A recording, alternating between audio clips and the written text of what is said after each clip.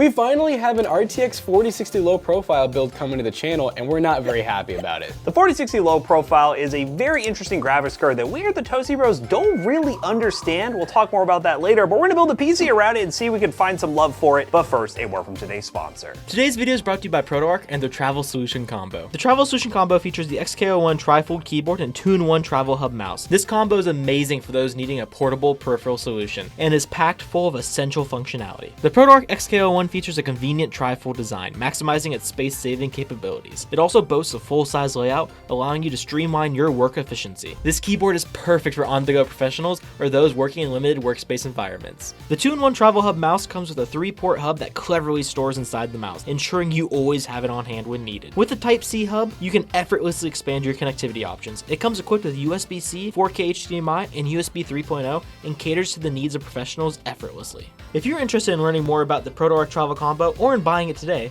click the link in the description down below and use code 25ToastyBros to enjoy 25% off. Now, let's get back to the video. So to kick off the build, we have the Ryzen 5 5600 6-core 12-thread that comes with a stock cooler, and we really had to go with this CPU mainly because it's a good price and also it has Gen 4 support, which is something that you're really going to want for something like a brand new 4060 to get the maximum bandwidth. Now to seat that Ryzen processor, we have this ASRock B550M-HDV. This is a micro ATX motherboard that will fit inside of this micro/mini ITX case pretty well. Mini ITX though is a lot more expensive, so this can be a really smart route to go. Now for RAM, we have this Team Group kit. This is a 32 gig kit at 16 gigs per, so that means you get dual channel, 3200 megahertz. It's a pretty decent kit and it's really cheap. We didn't really want to put a ton of RGB in this build because honestly, it's gonna be a little hard to see. Now for storage, we definitely got some nice storage here. This is a Crucial P5 Plus Gen 4 SSD. Since we are going with the board that supports Gen 4 on the PCI lane and the NVMe, why not get a blazing fast drive? Now the reason this gaming PC exists, the RTX 4060 low profile. Now this is a gigabyte version, and the main reason we made this video is because this card is getting very popular, and we here at the Toasty Bros have some questions about it because there's just a lot of variables that have to fall into place for this card to actually make sense.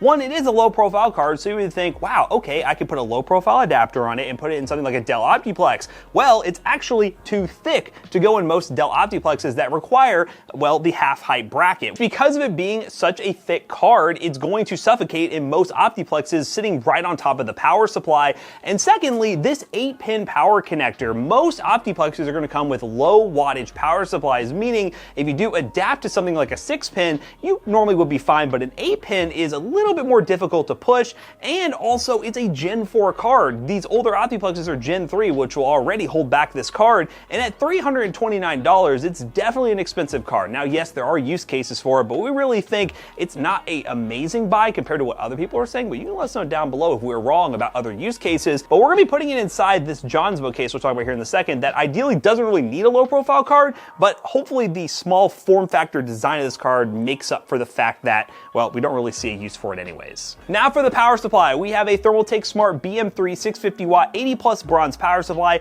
We went semi-modular because of this small form factor case, which I guess you could say is mini ITX, but also fits micro ATX board. So it's just a compact case. But yeah, having a semi-modular power supply allowed to get rid of those cables you don't need so you can have clean cable management. Now the case for the build, the Jonsbo C6, which is a really compact case. It's more like a cube design compared to other mini ITX ones we've seen that are very like briefcase-like, but this cube design case can fit a micro ATX motherboard. It looks like all the panels are toolless, so you can open it up and see inside. It does fit a full-size power supply, which is a plus because SFX power supplies are very expensive, and it does all this while being compact. Now, as I mentioned, we don't need a low-profile card for this. We just mainly got it because it's gonna be a very tight build in terms of fitting everything in there. So having a card that is honestly like half the thickness and the length of other cards like the 4060 may allow this thing to perform better and have better temperatures so it's not suffocating. So we'll see what it looks like in this build, but overall we're a little bit skeptical about this build. Again, this graphics card is a little bit weird. We're not really sure if we really recommend it, but what we're going to go ahead and do is build a PC around it and just see if this 4060 low profile is something that we're overlooking or we're actually right about.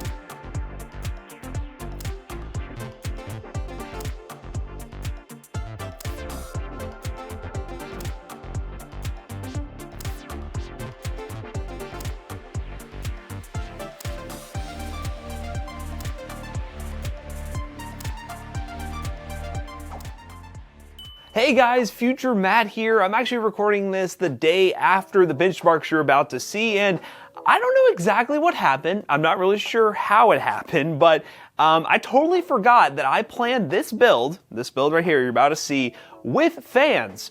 But I just totally forgot yesterday and didn't install it. So you're gonna see an entire benchmark section where we're complaining about the temperatures and how, wow, this thing just has no room for fans. Well, it just kind of slipped my mind the fact that, yeah, it does have room for fans, and I did plan for fans. There are these brackets right here that can easily support fans, which we're gonna put a 120 after moving this bracket down. Up front, we are going to use a fan grill to protect it, one of these bad boys, because we definitely don't want any cables getting in the fan. And then you can also slide in another fan up top right here on this bracket and get an exhaust fan. And after I do that, we're going to run the built-in benchmark section. So how things are going to go is you're going to see our Let's Play style benchmarks. You're going to see us play Fortnite, and you're going to see us play Halo, and we're going to talk about how the temperatures are pretty hot. But then during the benchmarks at the end, they're going to include the fans, and I'll make sure to run games a little bit longer so you guys can see worst case scenario and see if there is a temperature difference. But sorry about that, not really sure what happened there, but it will be fixed during the built-in benchmark section. I guess you get side-by-side comparisons if you want to use fans or if you don't want to use fans. All right, guys, we're playing Halo Infinite. We got max FOV 1080p, and we're running some high settings because I believe in this PC. I believe in it. I mean, this is a 4060, so. This is supposedly like this is like Halo 3 reimagined. I don't remember this map at all in Halo 3, but cool. But it's cool. Cool to see. One thing we have to mention is we had an unfortunate situation where we had a dead on arrival power supply, which sucks because we got that semi-modular Thermaltake power supply, which would have been good for cable management, but we just swapped it with another power supply for right now so we can finish the video. Shouldn't impact the performance at all, but I will say this thing is a little bit of a hot box, this little Jonsbo case, because there's really no extra fans you can add. There's nowhere to mount extra fans, and it just kind of is what it is. So you're seeing somewhat higher temperatures. Oh, nice. Like it. That's Halo 3 strats right there. Oh, God, that guy had a far lunge to him. Yeah, and this is, we're actually just using like an Ares game in here right now. Yes. So just goes to show that, really low power draw can, you can use really cheap power supplies if you want. Yeah, no problems for sure. There's a lot of options you can go with for this system, but yeah, it's doing all right. I mean, the 4060s, we're running like a 4060. It's running at like 80 degrees Celsius, which in this situation, it just kind of proves to me if you put in like an even smaller system, like an office computer, that thing might run kind of hot. Oh my God. Oh, they're everywhere. It's like freaking flood mode. I think they finally brought Forge mode back. Did they? Yeah. In terms of wattage, this thing is pulling 234 watts, which is honestly higher than I expected. This goes to show low profile doesn't always mean necessarily less power draw. Yeah, it looks like we're pulling 113 watts from the GPU, so we are definitely over that 75 watts, so you definitely need that 8-pin. It's not like they just put that there for no reason. But yeah, that's, again, a limiting factor that kind of makes us question the value proposition of this card for office computer upgrades, because I just feel like you're going to be so bottlenecked there, having to do the adaption, stuff like that. I don't know, just, it's not as appealing as other low-profile cards are. We need to capture the point. Die. No scope. No scope. I mean, it is literally sizzling. You know what sizzling is? These enemies, man. Like, why'd they get so good? They'll never know what to do against all these grenades. Oh no, we cannot let that guy get the sniper.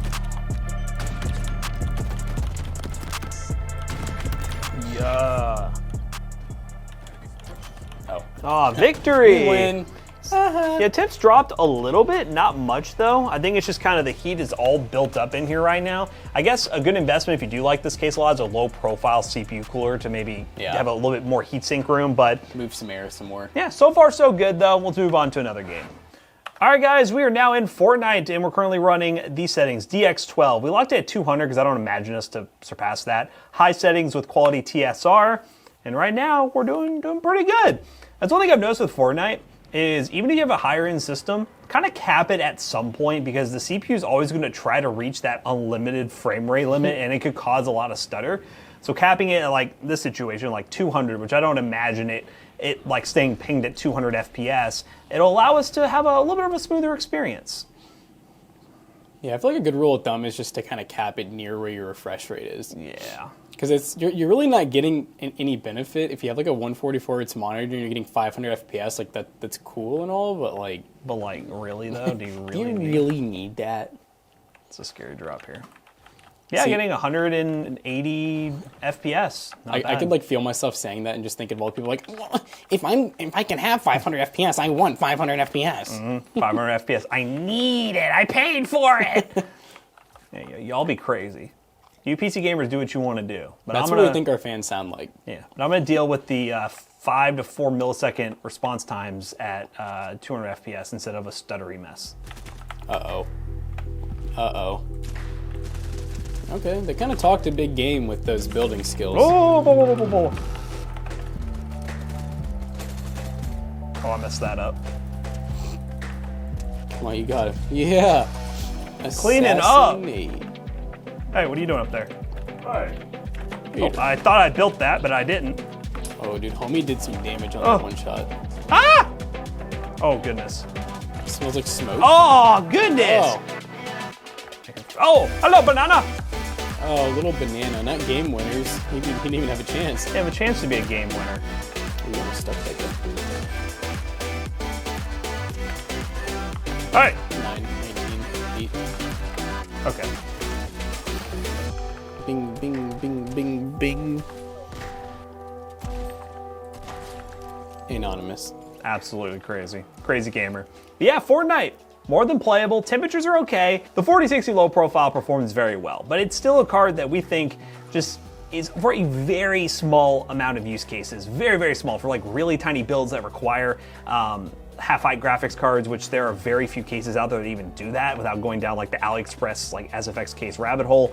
But the performance is definitely there for the card. It's just, do you really need this form factor, or is a normal 4060 that does go on sale for under $300 pretty regularly now more worth it? Well, that's up to you to decide.